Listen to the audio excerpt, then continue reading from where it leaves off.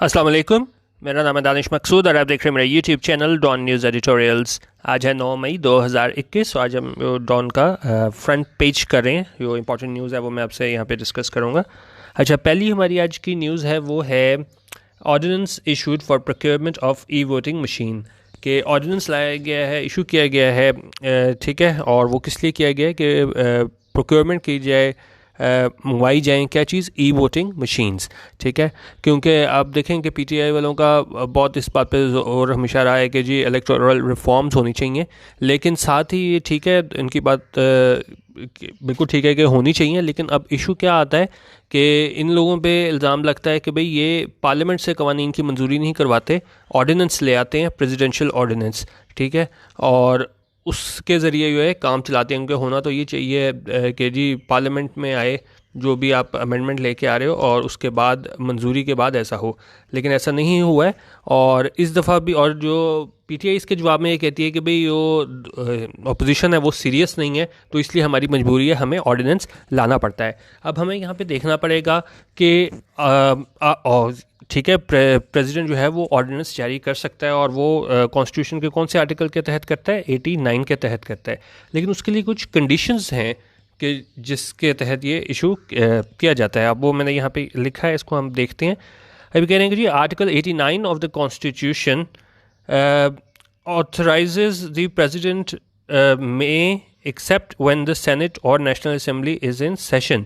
अच्छा, अब वो कब ये अपना इख्तियार इस्तेमाल कर सकता है प्रेसिडेंट, सवाए उसके जब ये क्या है, इसमें सेनेट और नेशनल असेंबली इन सेशन हो, और क्या है वो, if satisfied that circumstances exist, और वो ये समझे कि ये हालात इस तरह नहज पे हैं which render it necessary to take immediate action, के फौरी कोई एक्शन लेने की ज़रूरत है, and promulgate an ordinance as the circumstances may require, ठीक है। तो अब ये एक्स्ट्रॉर्डनरी सर्कमस्टांसेस में ये एक पावर है प्रेसिडेंट के पास ऑर्डिनेंस के ज़रिए, लेकिन अगर हम इस पे तफसील में जाना शुरू करें तो वो बहुत लंबी हो जाएगी कि कितने ज़्यादा ये ऑर्डिनेंस लेके के ज़रिए ही कानून साजी कर रहे हैं, बजाय इसके कि पार्लियामेंट के ज़रिए जो है वो कवानीन मंजूर कराए जाएँ। अब इशू ये क्या आता है कि ऑर्डिनेंस जो होता है उसकी मुद्दत कितनी होती है, 120 डेज़, ठीक है। तो उसके बाद जो है ना उसमें आपको पार्लियामेंट में जाके वहाँ से मंजूरी करानी होती है। अभी इसमें भी हम न्यूज़ में देखेंगे कि इस तरह फवाद चौधरी ने कहा कि नहीं जी हम इसको करवा लेंगे मंजूरी पार्लियामेंट से, तो उसको हम देखते हैं। तो ये मतलब इशू आ रहा है कि एक मतलब फिर जो है इनको ऑर्डिनेंस का सहारा लेना पड़ा है। अच्छा, अब इसमें अब मज़ीद डिटेल हम देखते हैं, ये क्या है इसमें। अब कह रहे हैं जी ECP authorise to seek technical help to enable overseas Pakistanis to cast votes, ठीक है। अब इसमें ECP को ऑथराइज़ किया गया है कि वो तलब करे टेक्निकल हेल्प, ताकि जो ओवरसीज़ पाकिस्तानीज़ हैं वो अपना वोट डाल सकें। और जैसे मैंने आपको बताया कि जी 120 दिन होते हैं ऑर्डिनेंस की मुद्दत जो है, तो अब government confident of securing parliamentary nod to ordinance within 120 days, कि गवर्नमेंट जो है ना पुरुमीद है कि वो मंजूरी हासिल कर लेगी, पार्लियामेंट्री मंजूरी, यानी पार्लियामेंट से मंजूरी हासिल कर लेगी इस ऑर्डिनेंस के लिए विद इन 120 डेज़। और इसमें अब ECP ने क्या किया है कि ECP वॉर्न्स ऑफ सीरियस रिpercussions होते हैं नतायज के। ECP ने ख़बरदार किया है कि बड़े संगीन नतायज होंगे if law is passed in haste, कि अगर ये लॉ है ना ये जल्दी में, इन हेस्ट क्या होता है, कोई चीज़ जल्दी में करो, ने कहा अगर ये लॉ पास किया गया जल्दी में तो इसके क्या है, बड़ी आप कह लें कि ख़तरनाक क्या है नतायज होंगे, रिpercussions होंगे। अच्छा, अब इसको हम मज़ीद डिटेल में देखते हैं। अब कह रहे हैं ji in what appears to be a hasty move, तो उन्होंने कहा वो जो दिखाई देती है एक हेस्टी मूव, एक जल्दी में किया गया फैसला दिखाई देता है। गवर्नमेंट ने क्या किया, the government on Saturday promulgated a presidential ordinance authorizing and binding the election commission of Pakistan ECP to procure electronic voting machines and to enable the overseas Pakistanis to exercise their right to vote, कि वो एक हमें जल्दी में किया गया फैसला दिखाई देता है। उसमें जो है प्रेसिडेंशियल ऑर्डिनेंस आया है, उसमें ऑथराइज़ किया गया और ये उसमें बाइंड किया गया है election commission of Pakistan ECP को कि वो हासिल करें इलेक्ट्रॉनिक वोटिंग मशीन EVMs, ठीक है। आगे काफ़ी ज़्यादा एब्रीविएशन यूज़ होगी EVMs, तो ये किसका मुखफ़फ़ है, इलेक्ट्रॉनिक वोटिंग मशीन्स। और उसमें उन्होंने कहा कि जी आप इनेबल करें ओवरसीज़ पाकिस्तानीज़ को ताकि वो अपना जो वोट देने का राइट है उसे इस्तेमाल कर सकें, ठीक है। कब कर सकें, और वो अपने मुल्क में रहते हुए well staying in the country of residence, जहाँ पे वो रह रहे हैं वहीं पे रहते हुए इस हक़ का इस्तेमाल कर सकें, और कब करें, in the next general election, जो अगले इलेक्शंस हैं वहाँ पे कर सकें। अच्छा, अब जिस टाइम मैंने आपको बता दिया कि आर्टिकल 89 है, जो पावर देता है प्रेसिडेंट को ऑर्डिनेंस इशू करने की, तो ये यहाँ पे बता रहे हैं कि ji president Arif Alvi promulgated the election second amendment ordinance 2021 under article 89 of the constitution only 2 days after National Assembly. Speaker Asad Kassar had constituted a committee of the cabinet members to engage the opposition on the issue of electoral reforms. अब यहाँ पे देखें, ये कह रहे हैं कि जी सिर्फ 2 दिन पहले जो है ना असद कैसर ने ये कॉन्स्टिट्यूट की थी, तश्कील दी थी कमेटी, ताकि जो है ना इसको इंगेज किया जाए अपोजिशन को इस इलेक्टोरल रिफॉर्म्स पे। लेकिन देखें सिर्फ एक बराए नाम ही उन्होंने उसको इंगेज करने की कोशिश की, क्योंकि 2 दिन बाद जो है ना वो जाके प्रेसिडेंट अलवी है ना अंडर आर्टिकल 89 वो ये ऑर्डिनेंस ले आया है। ठीक है, अच्छा अब आगे यहाँ पे क्या कह रहा है कि जी अब चेंजेस कहाँ पे आए हैं हमारे पास। Through the ordinance the president has introduced 2 amendments to section 94(1), एक ये 94(1) यहाँ पे आई है अमेंडमेंट इलेक्शन एक्ट 2017 के। ठीक है, ये इलेक्शन एक्ट 2017 था, और ऑर्डिनेंस में जो लेके आए हैं वो ये 2 सेक्शंस में अमेंडमेंट लेके आए हैं, 94(1) में और सेक्शन 103 में। ठीक है, अच्छा अब यहाँ पे अगर हम देखें कि क्या चेंजेस हैं, तो ये यहाँ पे कह रहे हैं कि The Commission (ECP) shall, with the technical assistance of the National Database and Registration Authority (NADRA) or any other authority or agency, enable overseas Pakistanis to exercise their right to vote during general elections in their country of residence, says the amended section 94(1). अच्छा, 94(1) में क्या कह रहा है कि ECP जो है ना वो मदद हासिल करेगा इसकी नादरा की और कोई किसी भी अथॉरिटी कोई एजेंसी की, और वो यकीनी बनाएगा जो पाकिस्तानी बाहर रह रहे हैं वो अपना जो हक क्या बोलते हैं उसे वोट देने का हक वो इस्तेमाल कर सकें अगले जनरल इलेक्शंस में, और वो वहीं पे कर सकें in their country of residence जहाँ पे वो रह रहे हैं। एक तो ये 94(1) उसमें ये बात हो गई थी, और जो दूसरा हमारा सेक्शन था जो चेंज आया था वो कौन सा था, 103 था, और वो क्या था 103। While the amended section 103 stated the Commission (ECP) shall procure electronic voting machines (EVMs) for casting of votes in general elections। और 103 में ये कहा गया था कि जी ECP प्रोक्योर करेगी, हासिल करेगी इलेक्ट्रॉनिक वोटिंग मशीन्स ताकि वोट डाले जा सकें अगले जनरल इलेक्शंस में। और अब हम वो भी देख लें कि पहले क्या था, इससे पहले अब ये तो नई चीज़ आ गई ना, तो इससे पहले क्या था, previously the relevant section stated the ECP may conduct pilot projects for voting by overseas Pakistanis and utilization of electronic voting machines। और यहाँ पे कह रहा है कि ji biometric verification system by elections in addition to the existing manual procedures for voter verification, casting and counting of votes to assist the technical efficacy, secrecy, security and financial feasibility of the EVMs and biometric verification of the system। ठीक है, तो अब इसमें उन्होंने change बता दिया कि क्या चेंजेस आए हैं, कि उसमें तो अब उन्होंने EVMs की बात कर दी, तो पहले उसमें हमारे पास ये मैनुअल प्रोसीजर भी होते थे और ये मतलब बायोमेट्रिक वेरिफिकेशन और दूसरी चीज़ें भी थी, लेकिन अब जो आया है उसके अंदर इन्होंने सिर्फ इसको ले आए हैं। ये अगर आप यहाँ देखें ना, यहाँ पे लास्ट लाइन पे ऊपर लिखा हुआ था ये the commission shall procure electronic voting machines EVMs for casting of votes in general elections. ठीक है, उसमें बाकी दूसरी कंडीशंस भी थी, लेकिन जो अमेंडमेंट आई है उसमें आके उन्होंने सिर्फ EVMs पे सारा फोकस कर दिया है। ठीक है, अच्छा अब ये चीज़ आ गई, अब जाहिर है जो अपोजिशन है उस पर तो इतराज़ आना था कि जी आपने कमेटी तश्कील की दी है, उसने असद कैसर ने, उसके 2 दिन बाद जो है वो आप ऑर्डिनेंस ले आए हैं, तो अब ज़ाहिर है इसको फिर डिफेंड भी करना था गवर्नमेंट ने। तो फिर जो है ये Fawad Chaudhry, federal minister for information and broadcasting, उसने इसको जस्टिफाई किया है इस फैसले को कि ऑर्डिनेंस लेके आए हैं। उसका कहना था, Talking to Dawn on Saturday, the minister explained that the government move was aimed at providing ample time to the ECP to make arrangements for the use of EVMs and for enabling the overseas Pakistanis to cast their votes। उन्होंने कहा कि भाई पिछली दफ़ा पता है 2018 में क्या हुआ था कि एंड पे आके इलेक्शन कमीशन ने कह दिया था कि भाई अब तो हमारे पास टाइम ही नहीं बचा, अब हम किस तरीके से कर सकें, हम किस तरह मशीनें लेके आएँ और किस तरह हम ये EVMs प्रोक्योर करें और किस तरीके से हम इसको मैनेज करें। तो उसने कहा ये कि अपोजिशन जो है ना वो सीरियस नहीं है इसको लाने में इस्लाहात, तो हमने इसलिए लेके आए हैं ऑर्डिनेंस ताकि ECP को टाइम बहुत ज़्यादा मिल जाए। अगर आप यहाँ पे देखें ना, आगे ये कह रहा है कि जी he recalled that the ECB before the 2018 general elections had argued that the commission had not been given sufficient time to make such arrangements. क्योंकि 2018 में उन्होंने यही कहा था कि भाई हमारे पास टाइम ही नहीं है, हम किस तरह ये मशीनें लाएं और लोगों को वोट देने का जो है हक दे सकें. तो उन्होंने कहा इस वजह से जो है ना वो हम ऑर्डिनेंस लेके आए हैं. ज़ाहिर है गवर्नमेंट ने जस्टिफाई तो करना है कि क्यों हमने पार्लियामेंट से मंजूरी नहीं कराई और क्यों हम प्रेसिडेंशियल ऑर्डिनेंस लेके आए हैं. तो अब कह रहे हैं कि जी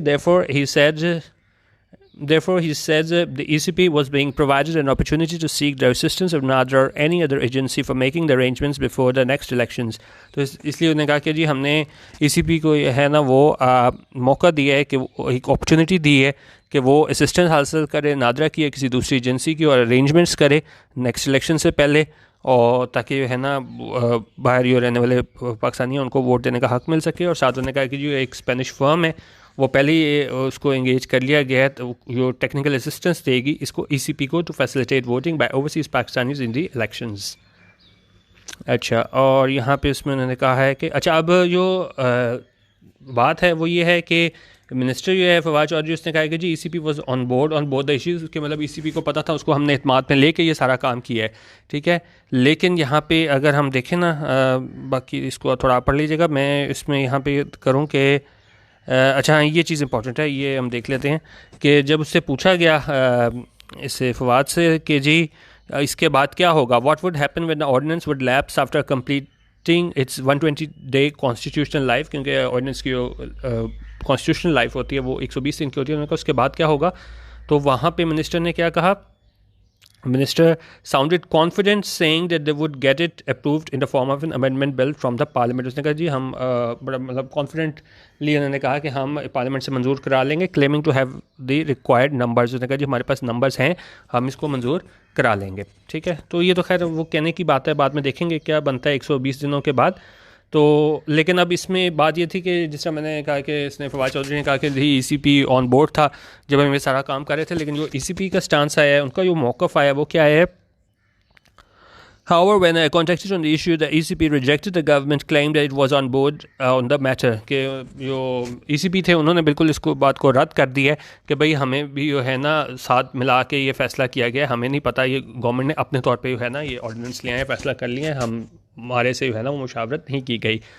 अब उन्होंने कहा ये ऑफिशियल ऑफ द ECP थे, उन्होंने on condition of anonymity, condition of anonymity होता है कि आप ये कहो कि भाई मेरा नाम बीच में नहीं आना चाहिए. ठीक है, तो इस कंडीशन पे उसने बताया है कि ECP was not part of the meetings chaired by prime minister Imran Khan on the use of technology in the elections.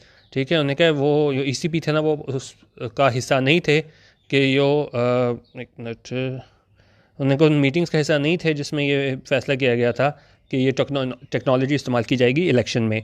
और उन्होंने कहा जो ऐवान सदर में मीटिंग्स हुई थी वो एकेडमिक इन नेचर थी. ठीक है, उसमें वो पॉलिसी डिसीजन नहीं थे, उसमें सिर्फ बताया गया था कि भाई क्या कॉन्सेप्ट है वोटिंग मशीन्स का और क्या इसकी स्पेसिफिकेशन है, और उसमें कोई पॉलिसी इश्यूज़ जो हैं डिस्कस नहीं आए थे बीच में. ठीक है, तो ये एक तरीके से आप वो देख सकते हैं किस तरह ECP और गवर्नमेंट के दरमियान हमें टसल दिखाई दे रही है. वो कह रहे हैं कि नहीं हमसे मुशावरत नहीं की गई. दूसरी जानब जो है अपोजिशन वो कह रही है कि भाई 2 दिन में आपने कमेटी बनाई, 2 दिन में आप जाके ऑर्डिनेंस ले आए हो. ठीक है, और दूसरी चीज़ जो ECP की जानिब से इतराज़ आता है ना, वो कहते हैं कि जी इनसिक्योर टेक्नोलॉजी है, आपने बहुत जल्दी में ये सारा काम कर रहे हो. ठीक है, तो ये इसको आप यहाँ पर पढ़ लीजिएगा कि ये दूसरा इतराज़ उनका ये है कि जी इनसिक्योर टेक्नोलॉजी है, आप इसको क्यों लेके आ रहे हो. तो उसके बाद जो है ना वो वहाँ पे इसको मैं आपको PDF इसका दे दूँगा, तो वहाँ पे आप इसको पढ़ लीजिएगा. और इसमें जो हमारी अपोजिशन पार्टीज़ का रोल है उसमें अगर हम देखें, the 2 main opposition parties Pakistan Muslim League Nawaz and Pakistan Peoples Party had earlier rejected the government stocks offer on the issue, expressing the opinion the use of EVMs would not work if the establishment did not agree to keep itself at distance from elections. तो उन्होंने कहा कि ये जो है ना वो नहीं काम करेगा ये वाला चीज़ EVMs वाला, अगर इस्टेब्लिशमेंट जो है ना वो अपने आप को अलग नहीं रखेगी इलेक्शन से. ठीक है, तो बेसिकली इन दोनों ने पार्टीज़ ने ना एतराज़ किया था इस इशू पे, ये सारा ये EVM वाला जो इशू था. ठीक है, अब इसमें हम देखते हैं कि क्या होता है, क्योंकि अब हमें टसल ECP की भी नज़र आ रही है गवर्नमेंट के साथ, और गवर्नमेंट और अपोजिशन की टसल तो है ही, और साथ ECP वाले ये भी कहते हैं कि जी इसकी काफ़ी सीरियस रिपरकशंस होंगे, ये जल्दी में PTI वाले फ़ैसला कर रहे हैं. और साथ में हमारे पास जो इशू आ रहा है वो इनसिक्योर टेक्नोलॉजी का भी आ रहा है कि किस तरीके से हम इसको मैनेज कर पाएंगे। अच्छा, इसको देख लीजिएगा। दूसरी हमारे पास न्यूज़ आई है कि ji Pakistan starts receiving vaccine under Covax, के पाकिस्तान ने ना वो मिलना स्टार्ट हो गई हैं हमें वैक्सीन अंडर कोवैक्स, और इसमें तकरीबन कह रहे हैं जी 1.2 मिलियन डोजेज़ ऑफ एस्ट्राजेनेका जो हैं वो आ गई हैं इस्लामाबाद, और जो प्राइस ऑफ वैक्सीन्स हैं उसको फ़िक्स किया गया है, और 120 लोग जो है ना वो उनकी मज़ीद डेथ हो गई है, 400 जो है ना वो उनका टेस्ट पॉजिटिव आया है। और इसके अलावा जो इसमें कह रहे हैं कि जी एजुकेशनल इंस्टीट्यूशंस हैं टू रिमेन क्लोज टिल 23 में, और स्टडी ये बता रही है कि जी यूके वेरिएंट जो है ना वो 70% ऑफ केसेस पे मुहित है, क्योंकि अब इसमें ये कहा जा रहा है कि जी पाकिस्तानी और इंडियंस काफ़ी इंग्लैंड में रहते हैं और उसके बाद फिर वो यहाँ पे जब आए हैं तो इस वजह से वो कह रहे हैं कि जो यूके वेरिएंट था कोविड का तो वो तकरीबन 70% केसेस पे आता है, ठीक है, वो उस पर मुश्तमिल है। तो ये आप इसमें देख लीजिएगा। और इसमें अब हम दूसरी न्यूज़ हम देख लेते हैं। जिस तरह आपको पता है कि जी प्राइम मिनिस्टर इसमें कल भी हमने डिटेल में किया था कि वहाँ पे सऊदी अरब के दौरे पे हैं, तो वहाँ पे रियाद इस्लामाबाद क्या है, call for dialogue on Kashmir issue. तो इन्होंने कहा है कि जी इस पे कश्मीर इशू पे डायलॉग के वाले से बात की गई है। एक जो जॉइंट स्टेटमेंट इशू की गई है उसमें जोर दिया गया है Afghan parties to realise historic opportunity for political settlement, ठीक है, कि अफ़गान मसला जो है तो उस पर भी उन्होंने कहा है अफ़गान पार्टीज़ पे कि आप जो है ना कि इनके पास हिस्टोरिक अपॉर्चुनिटी है पॉलिटिकल सेटलमेंट के लिए।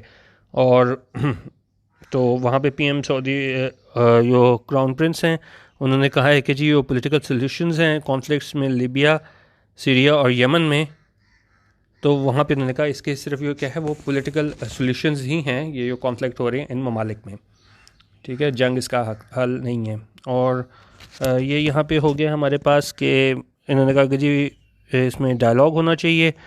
और उसमें अगर हम देखें कि क्या इसमें आया है हमारे पास, एक मिनट, बाकी इसमें आप देख सकते हैं,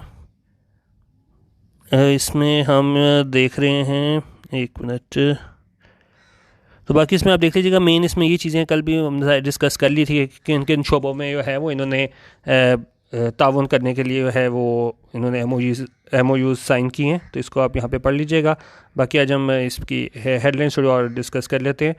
और एक और अफसोसनाक वाक़या यहाँ पे अफ़गानिस्तान में हुआ है, जिस तरह 30 जो लोग हैं उनकी डेथ हुई है काबल स्कूल के बाहर। उसमें ज़्यादातर जो तादाद थी वो फ़ीमेल्स की थी, स्टूडेंट्स की। तो और उसमें वहाँ पे क्या हुआ है, और यहाँ पे जो अफ़गान प्रेसिडेंट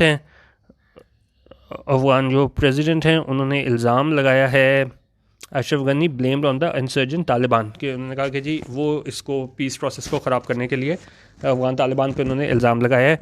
और जो कैजुअल्टीज़ थी उसमें ज़्यादातर स्टूडेंट्स थे, कहाँ के, ये सईदुल शोहदा स्कूल वहाँ के थे।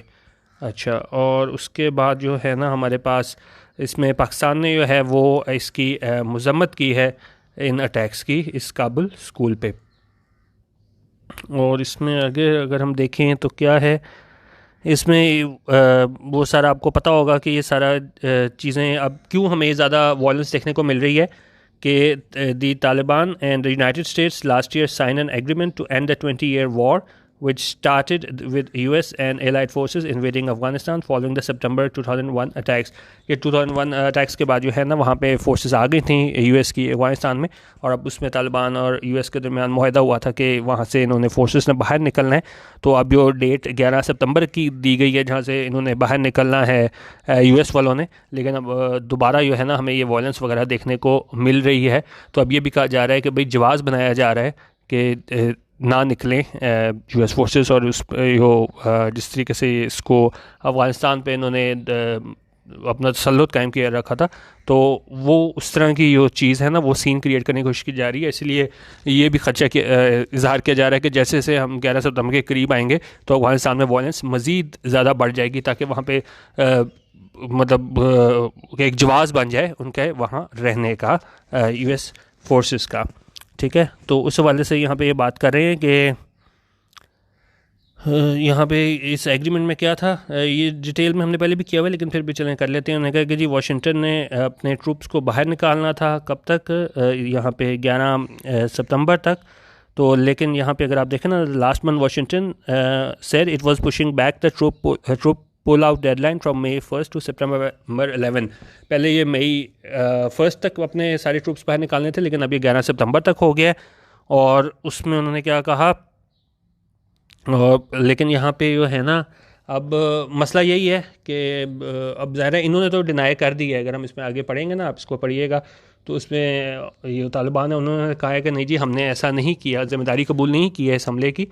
लेकिन जो है ना, ख़दशा ज़ाहिर यही किया जा रहा है कि जैसे जैसे 11 सितंबर करीब आएगा तो ये केसेस की तादाद में, वायलेंस के वाक़यात हैं उनमें क्या है, मज़ीद इजाफा हो जाएगा।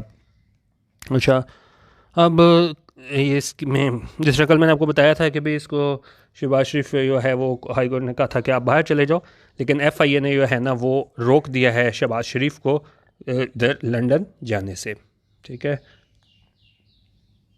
और उसमें उन्होंने क्या रीज़न दी है, citing procedural hiccups the federal investigation agency FIA on Saturday stopped opposition leader and PMLN president Shahbaz Sharif from leaving the country for London. ठीक है, तो वहाँ पे FIA ने रोक दी है इसको लंदन जाने से। और फिर हमें जो है ना वो तकरार चपकलिश नज़र आ रही है किसके दरमियान, PTI गवर्नमेंट के दरमियान और पार्टी लेड बाय दी शरीफ्स यानी PMLN के दरमियान। ठीक है, और वहाँ पे उन्होंने जो PMLN वाले थे उन्होंने जो इल्ज़ाम लगाया है प्राइम मिनिस्टर इमरान खान पे कि आपने FIA को इस्तेमाल किया है ताकि आप जो है रुकावटें खड़ी कर सकें इसके डिपार्चर में, इसकी रवानगी में, किसके, शहबाज शरीफ के, despite the Lahore high courts clear order in this respect. उन्होंने लाहौर हाई कोर्ट का क्लियर ऑर्डर था, लेकिन इमरान खान ने FIA को इस्तेमाल करके जो है ना इसमें रुकावट डालने की कोशिश की है कि शहबाज शरीफ जो है ना वो बाहर ना जा सके। ठीक है, ये अब देख लीजिएगा। और उसके बाद जो है एक probe sought into uranium seizure in India. ठीक है, कि Pakistan expresses serious concern over illegal position of a large quantity of uranium by 2 unauthorised persons in India and points to gaps in state control mechanisms there. ठीक है, ये आप इसमें पढ़ लीजिएगा, ये मैं इसको आपका PDF दे दूँगा डिस्क्रिप्शन में। ये चैनल भी मैं आपको ये दे रहा हूँ यहाँ पे जाके youtube.com/donnews editorials, वहाँ डिस्क्रिप्शन में PDF लिंक होता है, वो ले लीजिएगा। और बाकी इसमें यह है कि बाकी और जो है हमारा एडिटोरियल वो आज शाम 6 बजे अपलोड होगा, तो वो भी आप चेक कर लीजिएगा। वीडियो देखने का बहुत शुक्रिया। अल्लाह हाफ़िज़। पाकिस्तान जिंदाबाद।